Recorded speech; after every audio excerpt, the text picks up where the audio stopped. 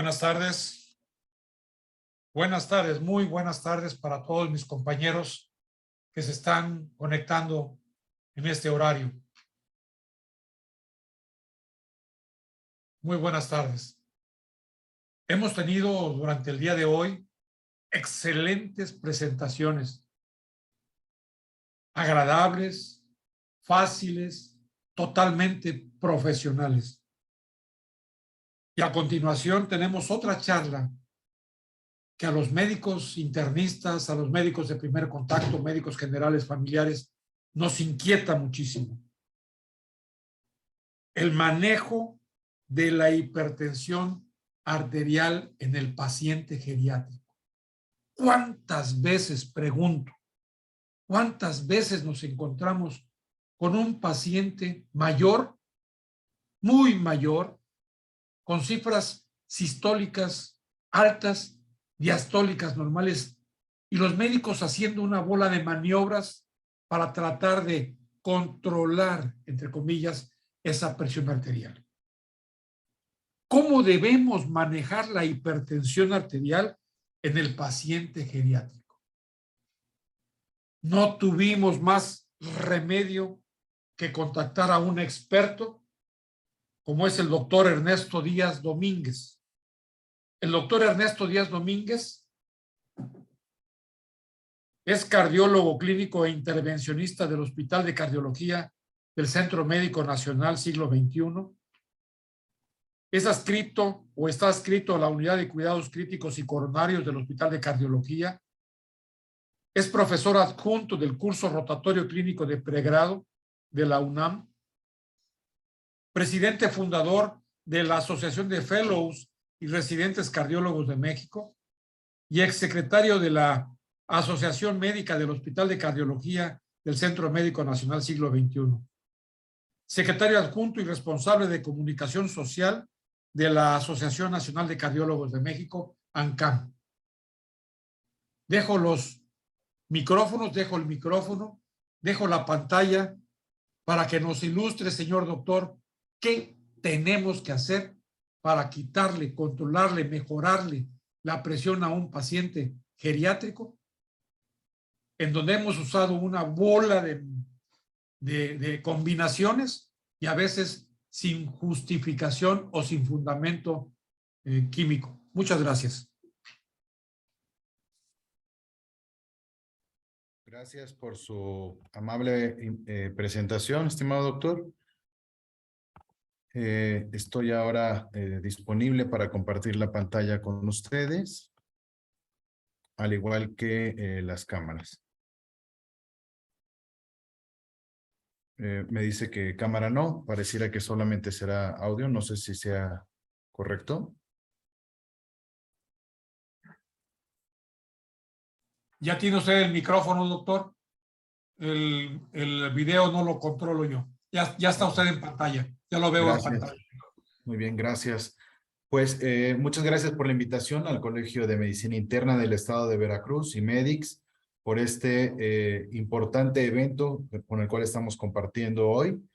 Y sin más preámbulo, quiero presentar para ustedes este tema que sin duda es apasionante en el tema de la hipertensión.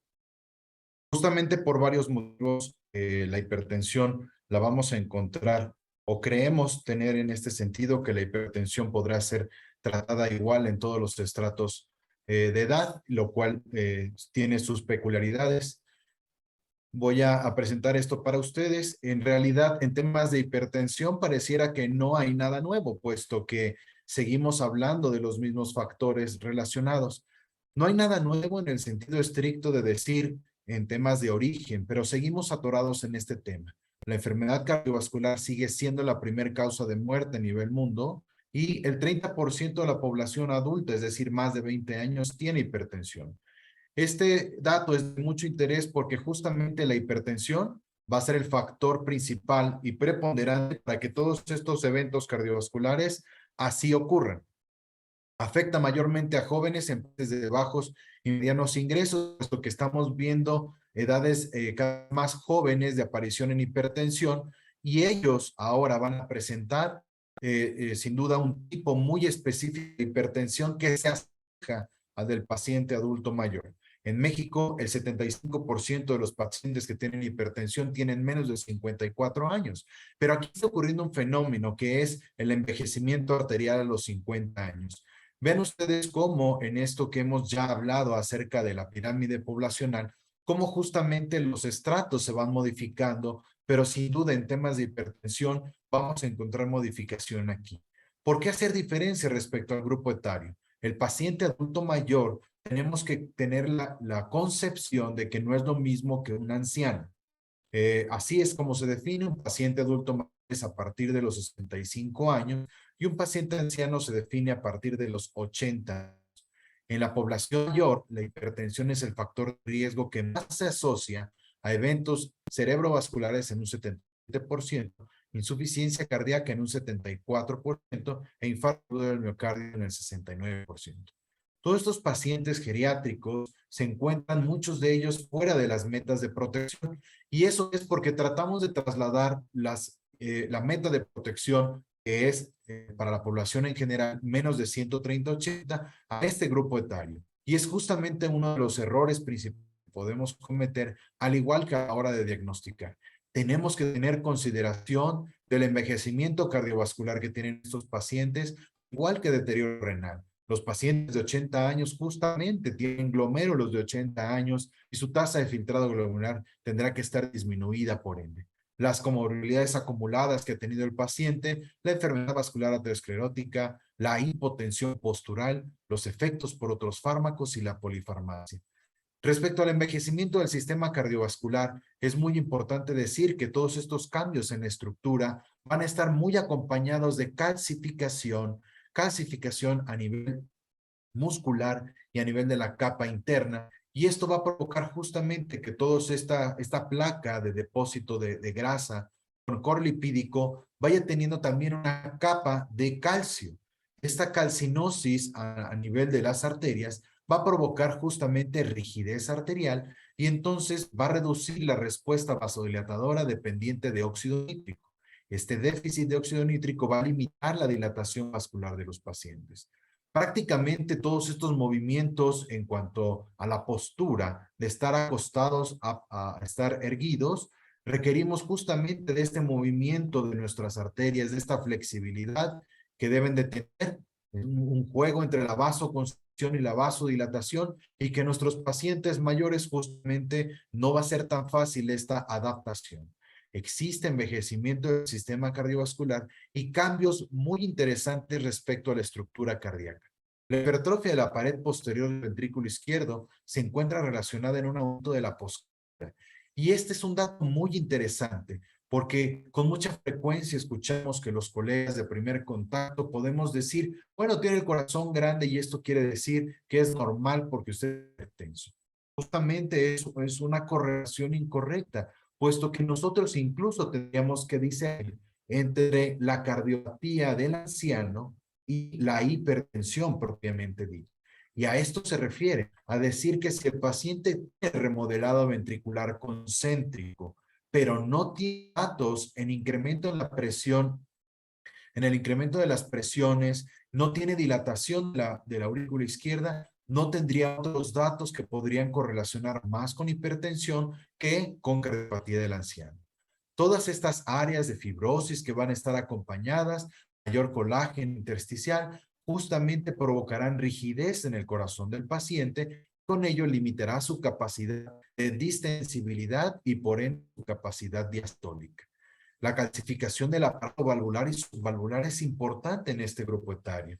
Esta modificación en la estructura del anillo valvular puede condicionar posteriormente afecciones hacia la estenosis principalmente, pero en algunos otros casos favorecerán eventos de disfunción en la válvula y provocarán insuficiencias. Todo este cambio muy importante también del sistema eléctrico tenemos que considerarlo.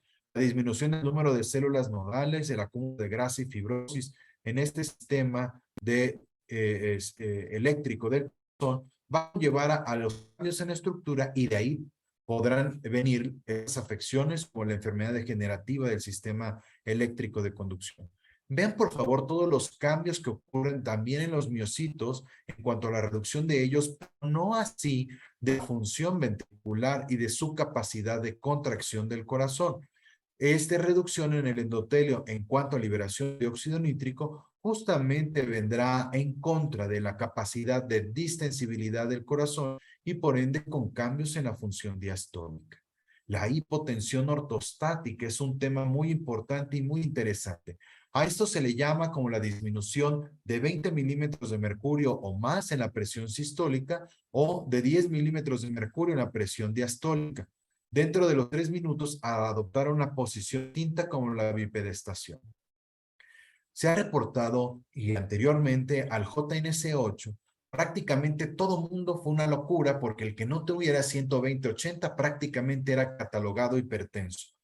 Eso fue una modificación muy importante que se tuvo que hacer a nuestras guías y a nuestras pautas. ¿Por qué? Porque el tratar de llevar a este grupo etario a presiones arteriales por debajo de 120/80 no provocó sino un incremento muy considerable en la mortalidad de nuestros pacientes, puesto que estos cambios relacionados justamente con este desbalance en la hemodinámica del paciente provocaba caídas, fractura de cadera, postración, neumonía y muerte. Y justamente por tratar de ponerles una meta inapropiada para ellos. La reducción de la función de los vasoreceptores es muy importante, sobre todo los carotídeos, que son aquellos que también pueden estar correlacionados con la calcinosis. Elevada prevalencia de hipotensión ortostática en este grupo etario. Tenemos que hacer diferencias respecto a un incremento en el riesgo de síncope y las caídas. Ya lo había dicho anteriormente, el envejecimiento renal relacionado a la glomerulosclerosis, fibrosis intersticial y que van a conllevar a esto a una disminución del filtrado glomerular. Si esto ocurre así, al igual que en otros mecanismos de homeostasis, la renina va a estar disminuida de su actividad con la edad y en ancianos con hipertensión va a estar todavía más disminuida. La aldosterona tendrá una disminución con la edad, lo que favorece datos de hiperpotasemia, sobre todo cuando existe una disminución del filtrado glomerular. Es por ello que estos pacientes con mucha facilidad, el desbalance en los electrolitos en un evento de deshidratación como una gastroenteritis, va a ponderar en el paciente grandes cambios en los electrolitos de los pacientes. Toda esta correlación va a llevar a ellos un cambio en la hemodinámica. Pero entonces nosotros podríamos diagnosticar hipotenso o hipertenso a cualquier paciente de este grupo etario. No, tenemos que tener en cuenta antes de poder otorgar un diagnóstico para ellos otras causas que pudieran modificar la presión arterial, ya sean fármacos como anticonceptivos orales, en aquellos pacientes sobre todo que estén en temas de todavía datos de climaterio, de facultades que no pueden correlacionar con muchos datos en relación a resequedad de la vagina y todo esto, y que son pacientes que en ocasiones son suplementadas con hormonas y que justamente van a modificar esto, su presión arterial. Los fármacos, la reducción de peso, muy importante, los antihistamínicos, van a generar en ellos un descontrol en hipertensión y esto es algo interesante en los pacientes cuando tengan cuadros gripales. El Regaliz, que se ha utilizado por mucho tiempo para estos pacientes, así como el tratamiento con antiangino en contraindicación con temas de cáncer. Recuerden, por favor, que muchos de los fármacos para cáncer, por ejemplo, la bevacizumab y los inhibidores de tirosina, pueden generar aumento en la presión arterial y tenemos que identificar cuando los pacientes tienen terapias con cáncer. Por ejemplo, en los hombres, cuando tienen cáncer de próstata, muchas veces los bloqueos relacionados con la testosterona provoca una hipotensión muy importante. La incidencia y las causas de hipertensión arterial secundaria es algo que tenemos que tener muy puesto en la mesa de los pacientes. Mi mayor recomendación será que para aquellos pacientes que quieren ser diagnosticados aparentemente por primera vez por arriba de los 70 años como hipertensos, prácticamente duden del diagnóstico. Correlacionen mucho con todos estos datos de el síndrome de la bata blanca, una hipertensión enmascarada, algún otro dato que correlacione con el paciente y no necesariamente hipertensión. Pero si ustedes han llevado a cabo una investigación muy profunda y su monitoreo mapa de presión arterial la han identificado con que el paciente justamente tiene evidencia de ser hipertenso en la mañana, en la tarde, en la noche, entonces sí piensen en datos de hipertensión secundaria y muchas veces para este grupo etario los padecimientos oncológicos tendrán una alta preponderancia aquí. Al igual, tanto en tiroides como en las características también de la hipertensión resistente en el grupo de los ancianos va a ser muy importante porque van a ser presiones arteriales de un predominio más sistólico que diastólico, y aquí tenemos que tener un punto interesante. Para nosotros en el Hospital de Cardiología no es infrecuente que los pacientes adultos mayores lleguen a la sala de emergencias con la presión muy alta, 180, 190 de sistólica, sobre 80 de diastólica, pero el paciente se encuentra o se observa al menos en sus facies muy tranquilo y demás, como si lo tolerara. Antes, y esto lo coloco sobre todo para otros servicios de urgencias, antes de siquiera poder proveerle de algún fármaco para reducir la presión arterial, por favor, tomen un electrocardiograma y si es posible, monitoricen la frecuencia cardíaca y la presión arterial. No es infrecuente que el paciente haga o debute como una crisis hipertensiva o un descontrol hipertensivo, y en realidad lo que ocurrió fue que el paciente venía de días previos con enfermedad degenerativa del sistema de conducción, está en ritmo nodal o el paciente está bloqueado y su mecanismo de compensación puede controlar su presión arterial para que el paciente no tuviera síncope. Y si nosotros llegamos y proveemos un tratamiento antihipertensivo en ese momento, entonces dejaremos al paciente sin posibilidad y estaríamos frente a un paciente con pérdida del estado de aliento. Es muy importante esa evaluación en este grupo de edad. El diagnóstico y clasificación en hipertensión, la norma oficial mexicana prácticamente toma en cuenta parte de los lineamientos de la Guía Europea de Cardiología respecto a hipertensión, la Guía 2018, prácticamente es de donde toma la mayor parte de la información. Anteriormente decíamos que para estos pacientes que no tuvieran estas cifras de presión arterial podrían tener modificaciones. Sin embargo, no olviden que los pacientes a partir de 130 de presión arterial tendríamos que empezar a identificar si el paciente en una monitorización continua tiene algunos otros datos como para poder incidir en él. Y de aquí la clasificación de hipertensión hacia hipertensión de grado 1 a partir de 140 de presión sistólica o 90 de presión diastólica, hipertensión grado 2, 160 de sistólica sobre 100 de diastólica, e hipertensión grado 3, más de 180 de sistólica y más de 110 de diastólica. Pero antes de llegar a esto, nosotros tendríamos que tener muy claro cuáles son las diferentes definiciones de hipertensión y a qué le vamos a llamar hipertensión. Cuando un paciente o algún colega que me ha referido al paciente me dice, es que tiene tal presión arterial, mi primera pregunta es, ¿qué tipo de presión me estás dando? ¿Me estás dando tu presión arterial de día? Es decir, el paciente tomó su presión arterial por sí mismo en casa, es decir, mediante un AMPA, automonitoreo de la presión arterial, con un dispositivo certificado para esto. Ah, sí. Entonces, si el paciente tiene más de 135 sobre 85, podríamos pensar en el diagnóstico de hipertensión. Si el paciente fue tomada la presión arterial en el consultorio, entonces yo tengo que tomar el diagnóstico a partir de más de 140 sobre 90 de diastólica. Pero si yo coloqué al paciente un monitoreo ambulatorio de la presión arterial y observé que por la noche tiene más de 120 de sistólica y más de 70 de diastólica, entonces claramente el paciente estaría frente a una hipertensión nocturna y tendría yo mayor capacidad diagnóstica para este paciente.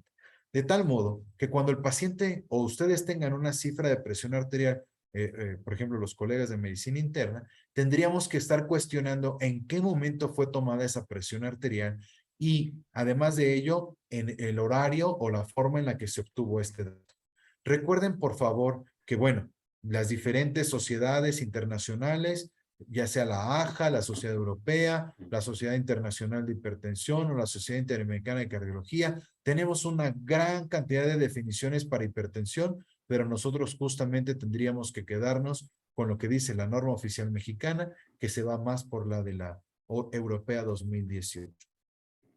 Y les invito siempre a dudar de estos datos de hipertensión en los pacientes por arriba de 70 años y pregunten, ¿estaré yo frente a un paciente con síndrome de bata blanca si el paciente tiene presión arterial alta en el consultorio, pero normal en su casa? Entonces yo estaría frente a un síndrome de bata blanca, que sería este. Si el paciente tiene la presión normal en el consultorio, pero en domicilio está alta, entonces estaría frente a una hipertensión enmascarada. A todo esto se ha definido como hipertensión circunstancial. Y la mejor forma de poder diagnosticar esto como una de sus grandes herramientas que todos los médicos que atendemos pacientes hipertensos deberíamos de tener conocimiento o al menos referir al cardiólogo para realizar un mapa. ¿Esto para qué? Vean este caso. Esta es una paciente que decía estar hipertensa y que justamente había llegado al consultorio y nos decía que tenía presiones muy altas. Vean este mapa, por favor. La presión arterial prácticamente se encuentra por debajo de 135 de sistólica.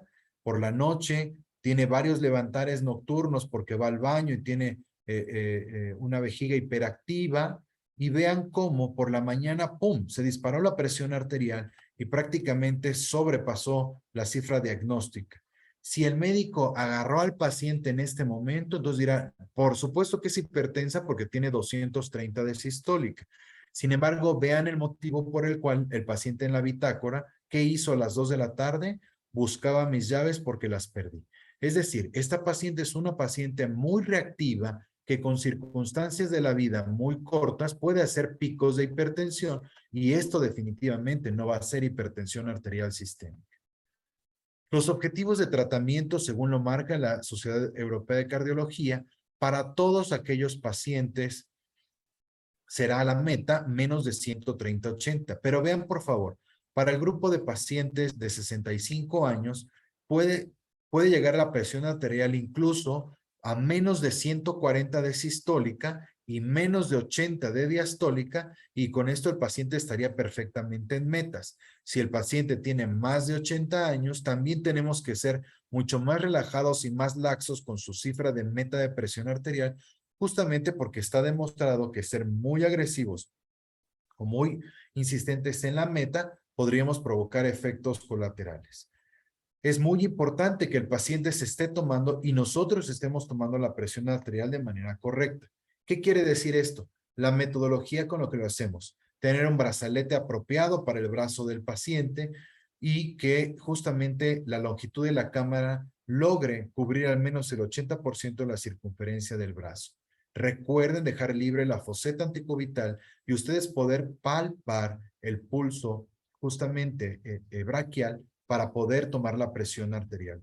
No es indistinto saber que los equipos baumanómetros anaeroides en el brazalete tiene una marca en donde tiene que estar ahí la arteria justamente braquial para hacer una buena toma de presión arterial. El paciente tendrá que estar sentado, recargado en la espalda, los pies bien puestos en el piso, el codo recargado sobre la mesa, haber reposado algunos minutos para esto, se calcula entre 5 y 10 minutos y después tomar la presión arterial de ambos brazos. Y no dejarle esta gran labor de tomar la presión arterial a nuestra recepcionista y tener una cifra inapropiada de presión arterial. Y también capacitar al paciente para que en la guía 2018 trata de ser más empático con el paciente y trata de incluirlo al tratamiento para que él sea autosuficiente para tomar la presión arterial, pero hay que capacitarle justamente con todas estas líneas para que nos diga una cifra correcta, que sea una cifra válida para nosotros hacer modificaciones en el tratamiento. De tal modo que 140/90 es el diagnóstico de hipertensión y en el hogar a través de un dispositivo 135/. Las herramientas que tenemos para hacer un buen diagnóstico de hipertensión será justamente el cálculo de riesgo cardiovascular. Todo paciente que tenga hipertensión no puede salir del consultorio sin hacer un cálculo de riesgo cardiovascular. ¿Y esto por qué? Pues si ya vimos que la muerte cardiovascular es la principal causa de muerte y la hipertensión es la enfermedad preponderante para ello, tenemos que decirle, bueno, Doña Panchita tiene 150, pero bueno, no le va a pasar nada. Un momento, un LDL de 160, fumó en la juventud, tiene diabetes, tiene enfermedad renal, bueno, claramente esta paciente tiene un alto riesgo cardiovascular y no guiarnos el riesgo por la cifra de presión arterial. Para esto tendríamos herramientas muy precisas, tanto del American College como de la Sociedad Europea de Cardiología, para hacer el cálculo. Y por aparte, como ya se los había mencionado, el MAPA, el monitoreo ambulatorio de la presión arterial y la capacitación para el paciente para que haga su automonitoreo de la presión arterial. Dos grupos de pacientes van a ser importantes para el estudio MAPA: los pacientes con apnea del sueño y los pacientes con enfermedad renal crónica, puesto que estos dos pacientes no generan fenómeno Dipper. ¿Qué es esto? No reducen su presión arterial durante la noche, durante el sueño, y mantienen hipertensión nocturna. Las indicaciones para un MAPA prácticamente es, entre otras, las más importantes, la sospecha de hipertensión de bata blanca o la sospecha de hipertensión arterial oculta. Pero ciertamente el MAPA es una gran herramienta porque nos va a ayudar incluso a hacer un traje a la medida para el paciente. Si el paciente, yo estoy viendo que está más hipertenso por la noche, bueno, voy a cargar mis antihipertensivos más hacia la noche, porque el paciente en la noche pues se pone muy emocionada con las novelas, y entonces hay que poner de ese lado los antihipertensivos. Vean cómo justamente la vigilancia en un monitoreo de la presión arterial nos ofrece mucha información, e incluso es por ello que muchos de los pacientes que clásicamente se van a dormir aparentemente normotensos, justamente al despertar amanecen con hemiplegia o hemiparesia, y es que tuvieron hipertensión nocturna y un evento vascular cerebral, y por ello es que por la mañana es más frecuente que los pacientes cursen ya con un evento cardiovascular mayor. Las metas de protección para este grupo etario es importante que las tengamos en cuenta y justamente llevarlos a la protección en su riesgo. ¿Cómo se hace un cálculo de riesgo cardiovascular? Si no tienen disponibilidad de internet por cualquier motivo, o no tenemos mucha peculiaridad o familiaridad con los dispositivos, entonces podemos tener este recorte de la Guía Europea de Cardiología, y vamos a ver cómo a través del cálculo de comorbilidades, 1, 2 o 3 factores de riesgo o daño a órgano blanco y el grado de hipertensión, yo podría darme una idea si este paciente tiene un riesgo alto o no. Dos datos que me gusta decir mucho aquí: vean cómo el daño a órgano blanco, como bien puede ser la microalbuminuria, en un paciente con una presión de 150, prácticamente ya es riesgo alto. Y si me fuera hasta el otro extremo de la enfermedad renal, a la enfermedad renal grado 4 de Cádigo, vean cómo en el mismo grupo en el mismo grado de hipertensión, el paciente se encuentra por arriba del alto riesgo. Es muy importante por eso que el paciente no salga del consultorio sin que ustedes digan: este paciente tiene hipertensión, pero ¿qué grado de hipertensión? Tiene hipertensión grado 2 y además tiene un riesgo cardiovascular alto. ¿Por qué es importante hacerlo y colocarlo en la receta? Porque cuando ustedes lo vuelvan a leer, rápidamente tienen que ir a su mente: ok, si este paciente tiene riesgo alto, ¿qué estrategias adicionales a solamente tratarle la hipertensión tengo que hacer para bajarle el riesgo? Existe justamente para la guía europea el estudio HeartScore, en el cual justamente podemos hacer el cálculo de riesgo cardiovascular, y aquí les dejo la página donde pueden hacer ustedes el cálculo en línea. Y entonces, nosotros ponderar de acuerdo al riesgo muy alto, moderado o bajo, decir y discernir cómo se encuentra este paciente y cuál es su pronóstico para los próximos 10 años de tener un evento cardiovascular.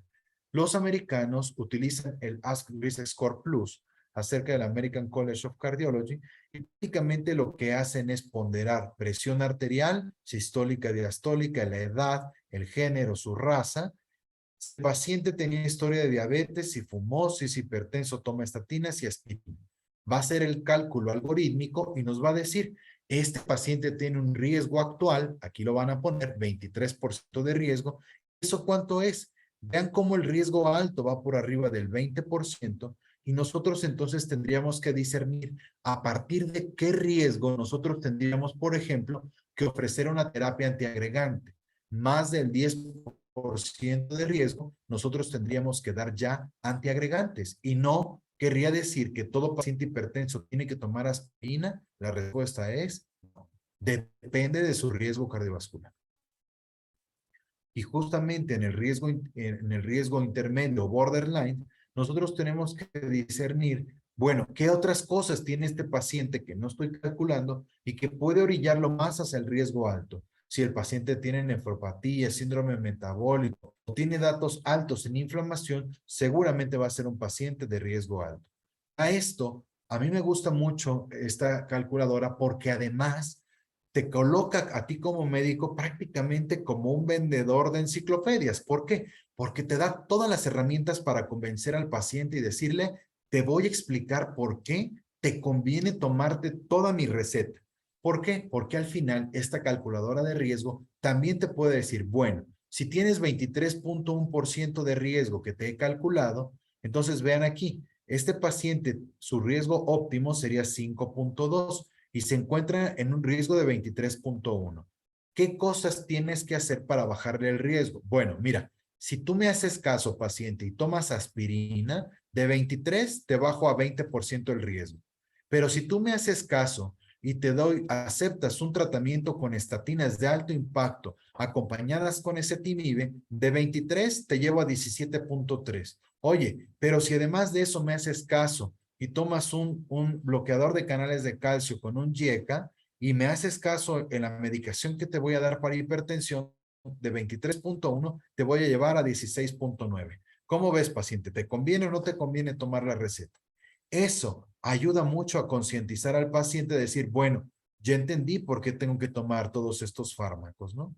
Por supuesto, dejar de fumar es una estrategia muy apropiada y al final, en la suma de todas las correcciones, podríamos llevar a este paciente de 23.1 a 8.3% de riesgo. Les traigo un ejemplo.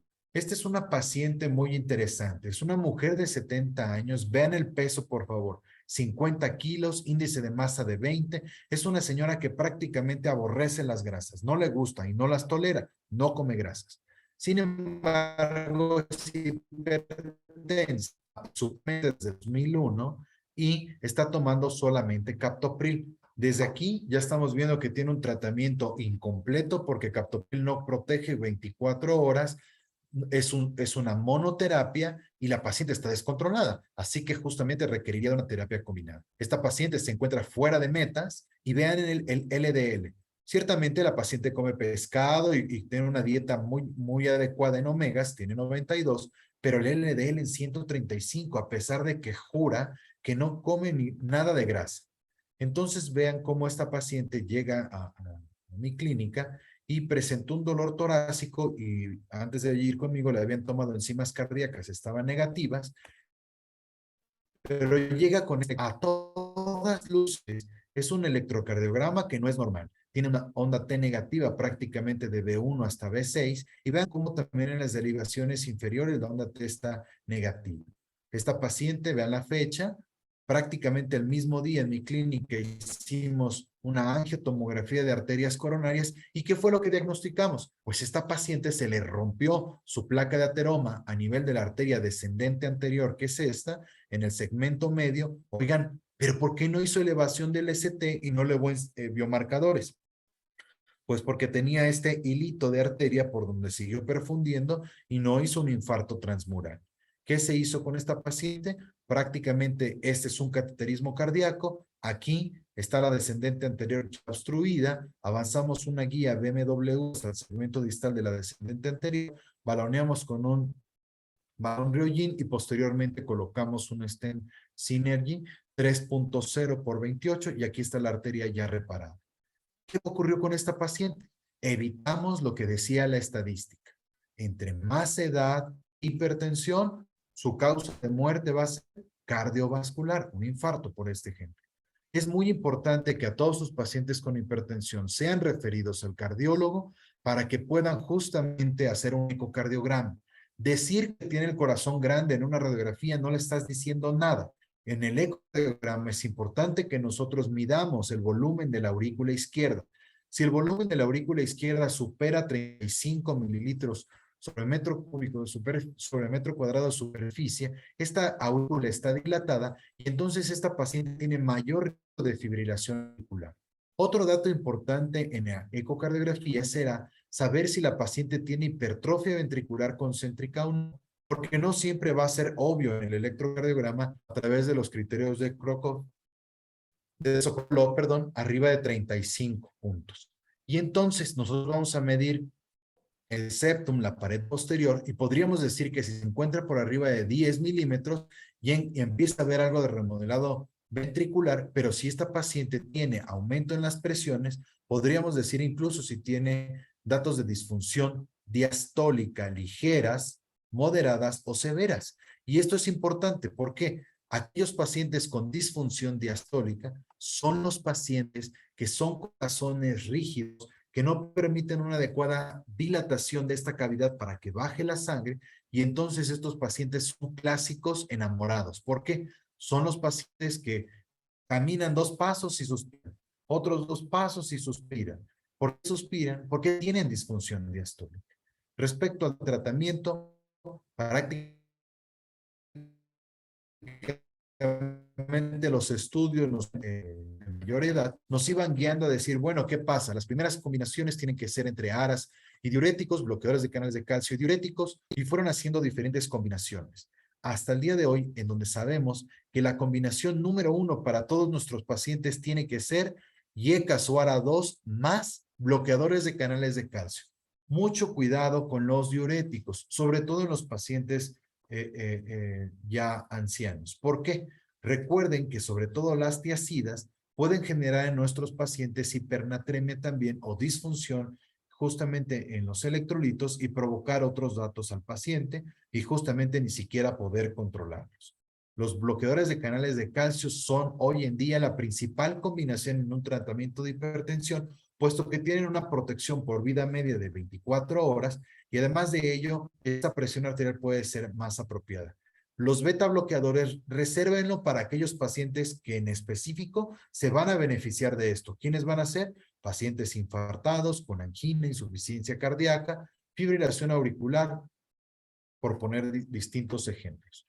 Si después de otorgar una terapia combinada el paciente no se controla, entonces ahora sí, agreguen el diurético y este diurético de primera instancia será un tiazídico y en segunda instancia, de acuerdo a las comorbilidades del paciente, puede ser o no un diurético de ASA y en un tercer paso, perdón, una tercera combinación, pero un tercer paso, tendríamos que, para aquellos pacientes que no fueron controlados, tendríamos que utilizar antagonistas de receptor mineralocorticoide, como lo es espironolactona, y con esto corregir al paciente. Vean cómo incluso las guías NICE, que son las guías británicas, ponderan a los bloqueadores de canales de calcio como la primer combinación después de dar un YECA o un ARA2. Prácticamente todos estos pacientes se benefician de ello. Hay 2 grupos que son interesantes. Los pacientes con hipertensión y enfermedad coronaria. Ellos justamente se van a beneficiar también de los bloqueadores de canales de calcio y reservaríamos a los beta bloqueadores si el paciente son para pacientes infartados o pacientes con falla cardíaca, tendrán que utilizar beta bloqueadores cardioselectivos.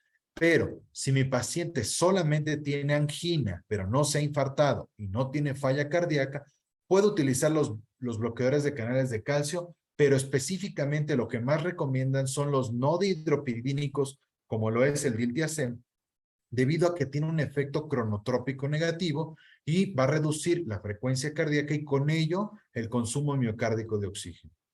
La segunda combinación al respecto será con diuréticos y finalmente con espironolactona o cualquiera de su grupo.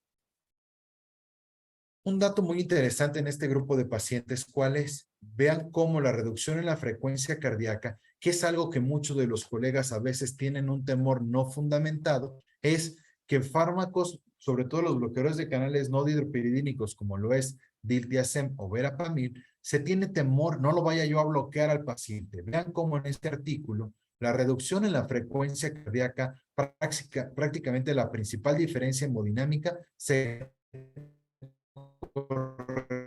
relacionó aproximadamente 5 latidos por minuto, 6% de los pacientes. Así que no hay una correlación tan importante en el grupo etario como para pensar en un riesgo incrementado de bloqueo atrioventricular. Si ustedes conocen el electrocardiograma del paciente, pueden utilizar con mucha certeza este grupo de fármacos. ¿Y por qué diltiazem puede ser un fármaco más equilibrado? Puesto que diltiazem respecto a verapamil tiene mayor vasodilatación coronaria, tiene mayor vasodilatación periférica y tiene este factor agregado de cronismo negativo para justamente reducir el consumo miocárdico de oxígeno y que eso, los dihidropiridínicos como amlodipino o nifedipino, no lo van a tener.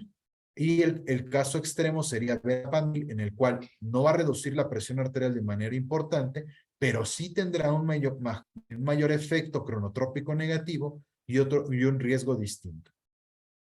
He dicho también que respecto a la enfermedad renal, vean este dato importante. Prácticamente la prevalencia de enfermedad renal crónica en la población va más allá del 10% e incluso hasta más del 50% de grupos etarios de 65 a 74 años y de más de 75 años. Y justamente este grupo de edad, ¿cómo va a ser su tratamiento de hipertensión? IECAS o ARA2 y bloqueadores de canales de calcio. Muy importante. Ahora, ¿qué fármaco van a elegir? Tengan cuidado con aquellos fármacos en que su vasodilatación pueda provocar edema de miembros pélvicos, porque estos pacientes, el movimiento de los líquidos va a ser muy importante. Para todos estos pacientes enfermos renales que tengan líquido en tercer espacio, sobrecarga de volumen, consideren como principal diurético el diurético de ASA, justamente porque la sobrecarga de volumen va a favorecer a mayor hipertensión. Y el tercer escalón, pero dependiendo de su nivel de potasio, serían la espironolactona. En este grupo de pacientes enfermos renales, no es distinta la estadística de su muerte. Vean, por favor, en aquellos pacientes que tienen enfermedad renal, son los que tienen en columna color azul, y los que no lo tienen son enfermos renales y desenlaces cardiovasculares, pero con y sin enfermedad renal. Vean, por favor, si el paciente tiene enfermedad renal, muy incrementado respecto a los que no la tienen, vean cómo se incrementan los riesgos, la enfermedad cardiovascular.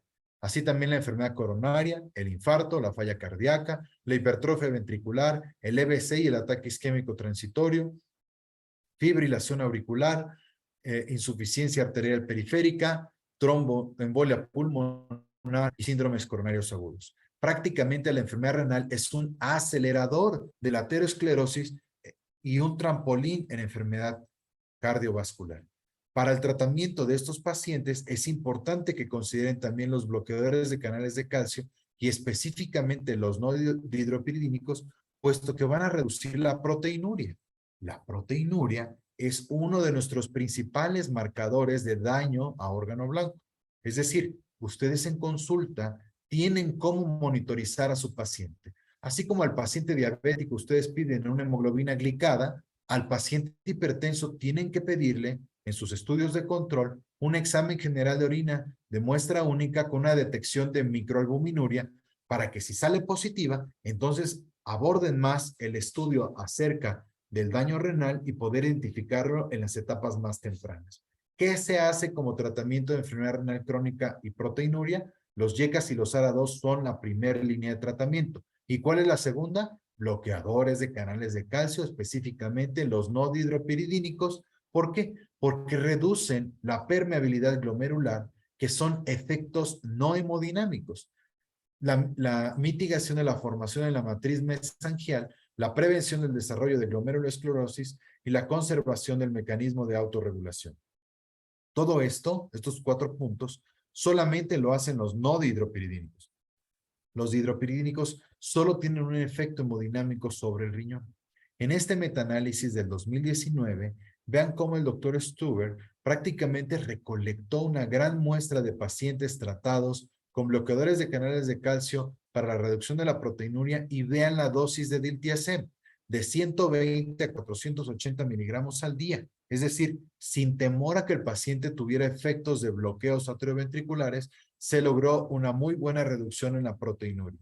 ¿Qué ocurre en hipertensión resistente? Lo primero que tienen que hacer es dudar que sea hipertensión resistente. La definición de hipertensión resistente es aquella presión arterial que no se controla a pesar de tener 3 familias de fármacos y una familia de ellas es diurético.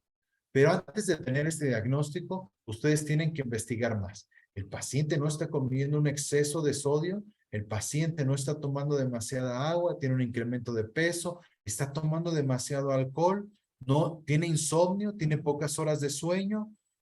Son muchas las cosas que tienen que investigar antes de decir que el paciente es hipertenso.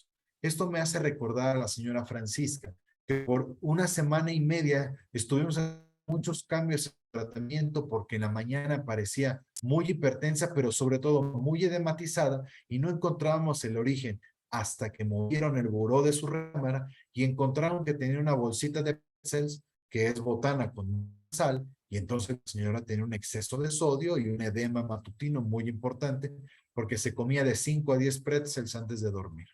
Entonces vean cómo para la hipertensión resistente tiene que ser un gran interrogatorio. Si el paciente no se ha controlado con estas 3 familias, ARAS, bloqueadores de canales de calcio y algún diurético, el siguiente paso es usar un diurético tiazídico. Y de estos, el más potente de las tiazidas, recuerden que es la clortalidona.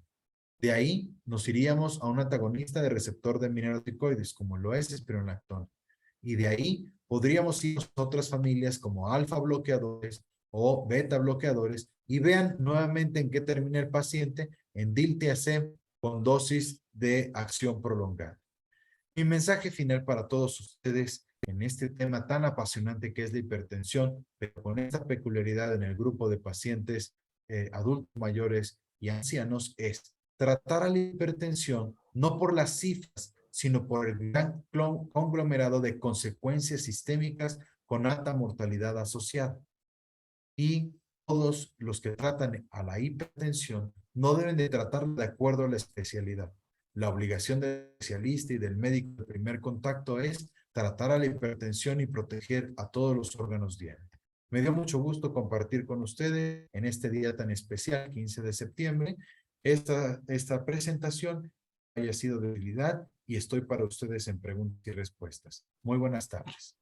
Muchas gracias, señor doctor. Le agradezco infinitamente su participación brillante, excelente, muy educativa. Yo quisiera, si usted me lo permite, leer algunos comentarios de compañeros médicos que no sé dónde están, pero bueno, pues aquí los estoy leyendo. Con El todo doctor gusto. Luis Fernando dice, como médicos de primer contacto es común atender pacientes de primera vez diagnosticados con hipertensión arterial sistémica con una sola cifra tomada en consulta por otro facultativo. Solicitamos monitoreo de la presión arterial en casa para determinar si estamos ante un paciente con hipertensión arterial sistémica. Hay pacientes que no tienen acceso a que le tomen la presión arterial, ya que viven en comunidades lejanas con nulo o poco acceso a los servicios de salud. Sí. ¿Es válido solicitarles por lo menos que nos registren una sola cifra de presión arterial? Pregunta.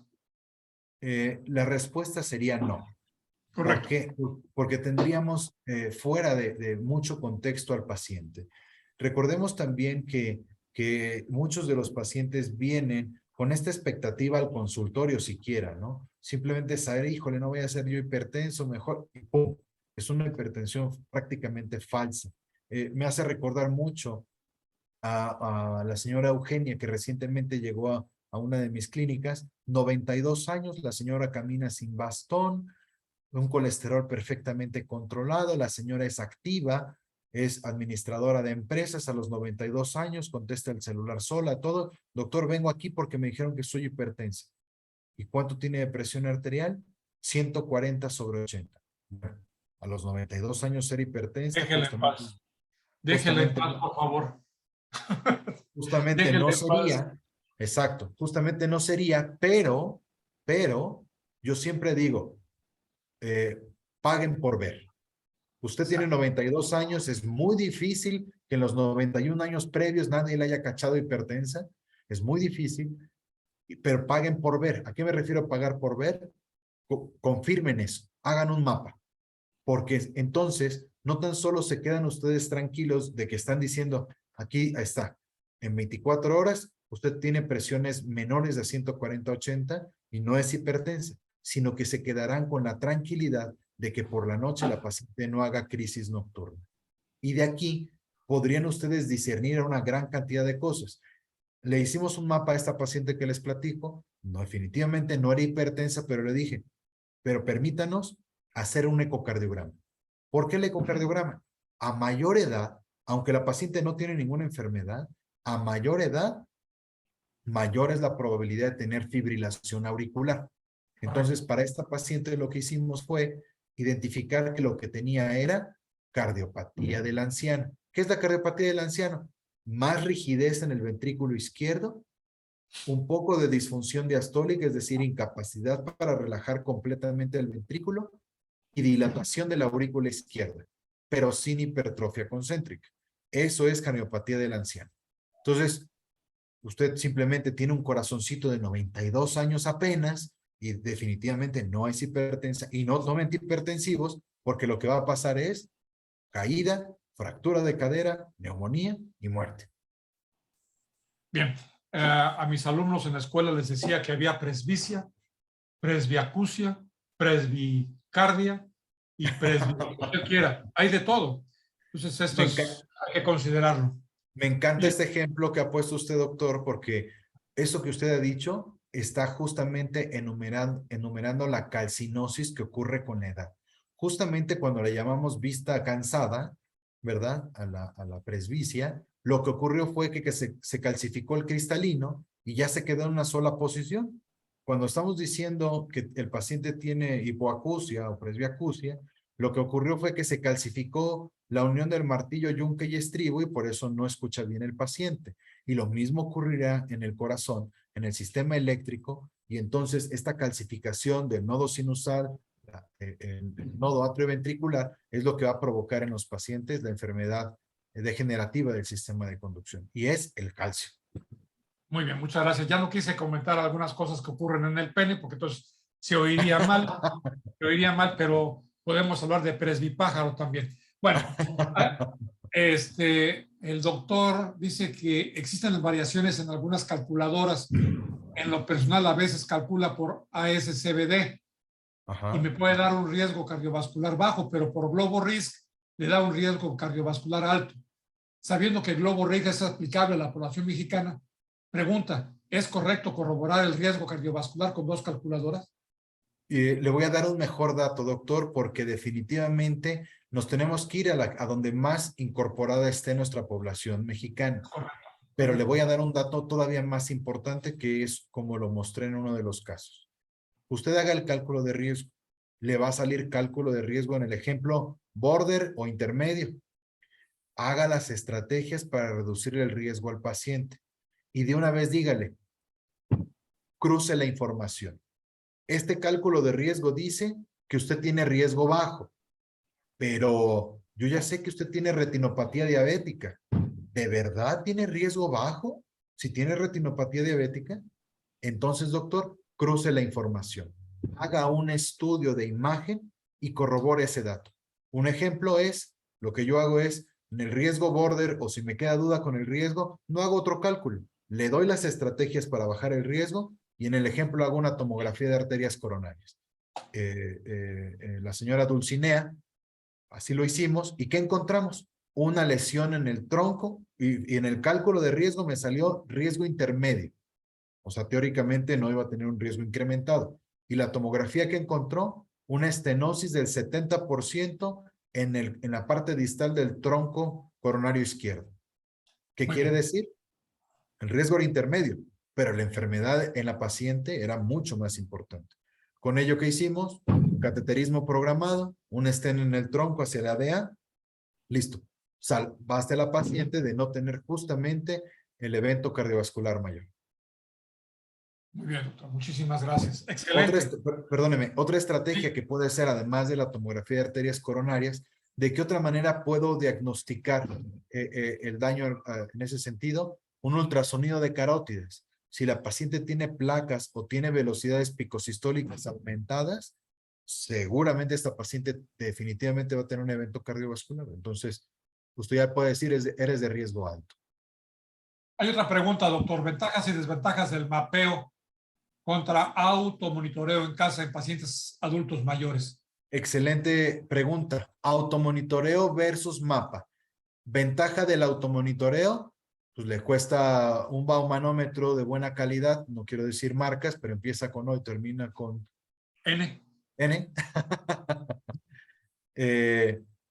O sea, ¿por qué lo digo?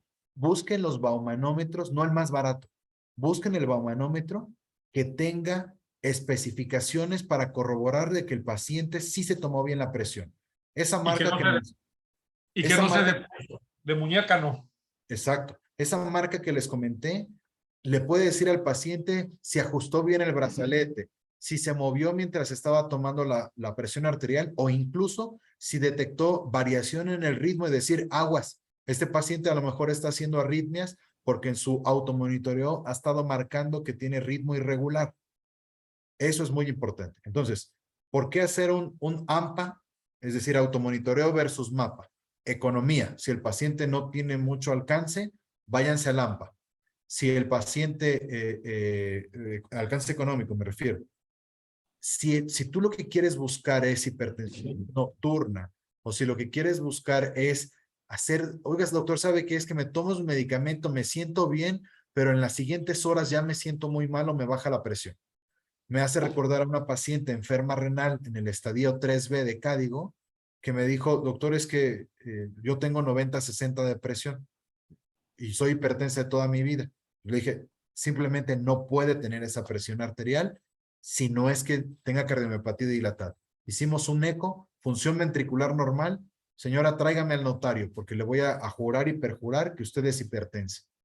¿Qué fue lo que hicimos? Un mapa. Y lo que descubrimos es que en la mañana, tarde y la noche, lo que la señora estaba registrando como presión sistólica, el 90 que decía ella de presión sistólica, era su presión diastólica. Lo que tenía la paciente era 200 de sistólica sobre 90 de diastólica. Para esos casos en donde el paciente parece no ajustarse bien al tratamiento, le das un fármaco, no queda bien, tiene muchos síntomas, es preferible hacer un mapa incluso con las dosis de fármaco que le estén dando y encontrar qué pasa. Ah, mira, es que la paciente tiene un efecto muy súbito de reducción de presión, entonces cárguenle los antihipertensivos más hacia la tarde-noche para que ese efecto no lo tenga de día y mejor dormida y listo. Muy bien, doctor. Muchísimas gracias. Hay 2 o 3 preguntas más, pero ya por obviedad de tiempo, doctor, y tenemos que darle respeto a nuestro siguiente ponente. Le agradecemos a nombre del Colegio de Medicina Interna del Estado de Veracruz, filial del Colegio de Medicina Interna de México, su asistencia, su participación y su excelente charla. Muchísimas gracias y esperamos volver a vernos pronto. Muchísimas gracias. Claro que sí. Gracias por la invitación y saludo a todos mis colegas en este día. Muy buena tarde. Muchísimas gracias. Esperamos 3 minutos, por favor, al panel de control y regresamos.